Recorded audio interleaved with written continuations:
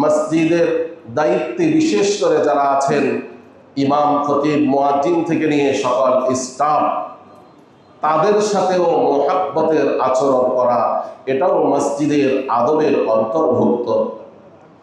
আমরা আমাদের দুনিয়ার জীবনে আমরা আমাদের বর্তমান সমাজের অবস্থা দেখি, যার পাওয়ার যত বেশি, তার সাথে রিলেটেড, তার সাথে সংশ্লিষ্ট প্রত্যেকটা জিনিস সেইভাবে আমাদের দৃষ্টিতে সম্মানী।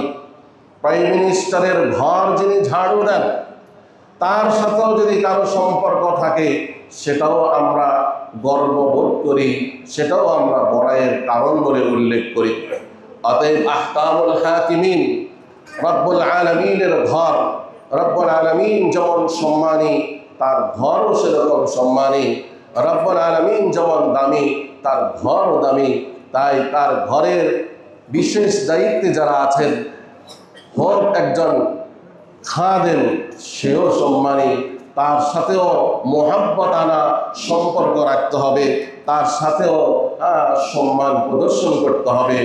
অন্যান্য অফিস স্টাফদের সাথে যেমন আচরণ হয়, মসজিদের স্টাফদের সাথে সেরকম আচরণ করলে তাহলে উভয়টা সমান হয়ে গেল। অথচ এই মসজিদের সাথে যে আচরণগুলো আমরা করব, এটাকে আমরা পরকালের আখিরাতের নাজাতের জান্নাতের জরিয়া হিসেবে মনে করি।